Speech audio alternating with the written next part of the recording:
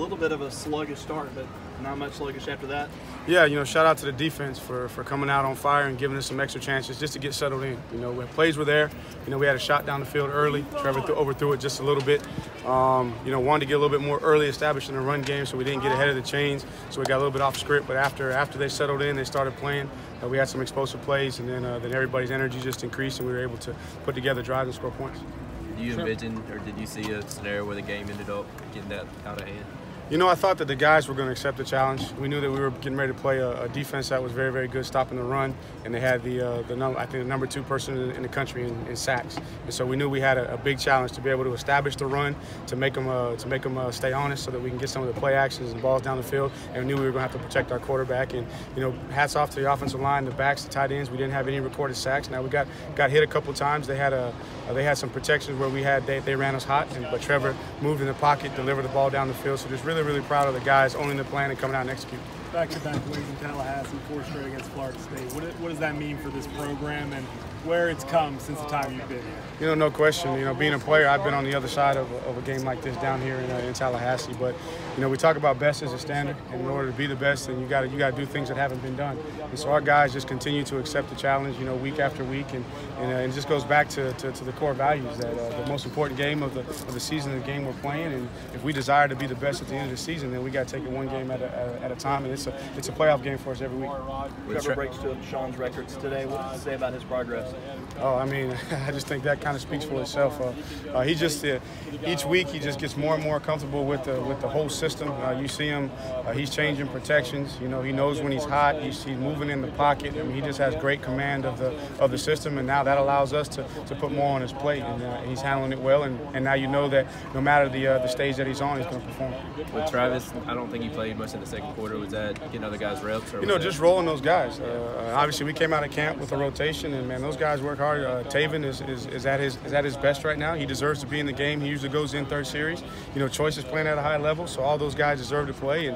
And obviously, we had some quick drives, and then we had some plays specifically like the rollout throwback that was for Taven. You know, so we had some personnel packages that we were trying to work. So it was more a function of we didn't get it established the way we wanted to, and per the drives when those guys go in, it was their turn to play. Tony, what does a performance like today say for you guys as you move forward in this whole the college football playoff stuff coming out Tuesday? I know you don't care about that stuff, but what does this say? Is this a statement kind of game for you guys? You know, that's for everybody else to determine. For us, we're going to focus on the fact that we were able to score points, and we had one turnover late, so the first couple units did a good job protecting the ball, but we didn't run the ball as effectively as we wanted to, and as we've done in the past. We got the quarterback hit a couple times, so we're going to focus on the things that we can get better at. And again, you know, we got a Louisville team that's coming to the Valley, and they're going to give us their best effort. So we can't worry about what everybody outside of our building is saying. We just got to focus on, you know, our core values and what it takes for us to be successful. So when we show up on Monday, we have to flush the game on Sunday and make sure that we have the best mental Monday of the year,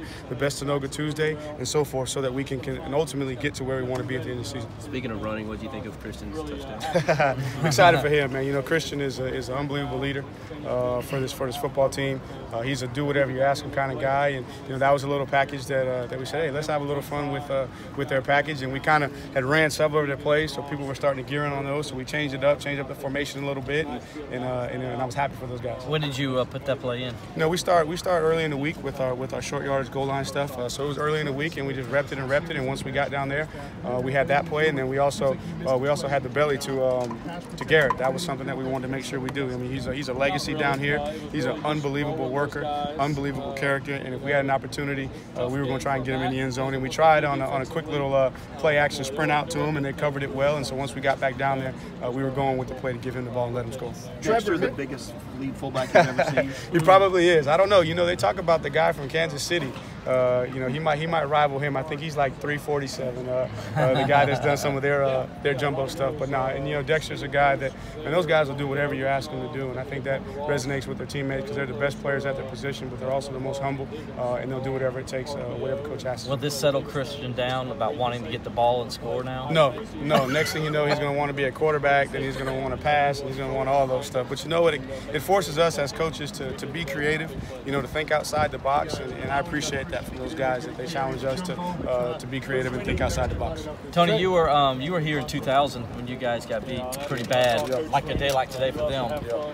What's it like being on the other side of that now as a coach, and you guys were the ones that came out like this? You know, you're excited for your players because, you know, you tell them all year, all week, they work so hard and you want them to get a glimpse of how good they could be, but while staying humble at the same time. And so they had a chance to see that if they work hard, if they focus on the details, they remain humble, then they can have successful days like this. And so as a coach, you're just excited to see those guys have success and see them dance in the locker room and just see their hard work pay off. Trevor missed on some deep balls early. Is that about him just settling in, or was Florida State doing something specifically that you saw? No, we had a step. The first one we missed with T, one-on-one, he got a good release. He had a step on him and just overthrew it just a little bit. And then he comes back and he hits an unbelievable ball to Amari. And really, Amari was the second read. And we were trying to go to Renfro in the slot, and the safety stayed outside and he didn't bite. And he went through his progression and he throws a dime to Amari for the touchdown. So, you know, a lot of it is, man, these guys are amped up. They're ready to play. And again, you got to get into the flow of the game to see how your receivers are running. And he's just going to continue to improve upon that as he gets more game experience, you know, knowing the speed and the ability of his different receivers. What do you say about where this program is to come to this stadium and hand them the worst loss they've ever had?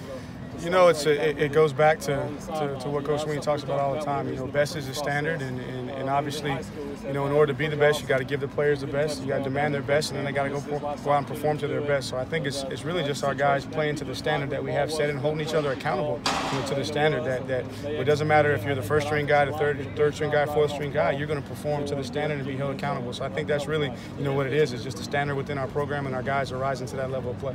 You were without Falcinelli. Did you have to make any adjustments because of that? No, we did not.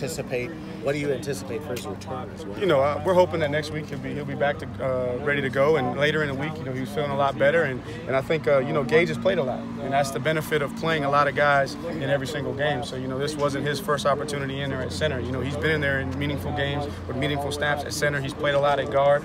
So really, it was just him having the right mindset to step up and accept the challenge. And by the time we knew that Falcinelli wasn't going to make it, it's too late to change the plan. What about the effort too?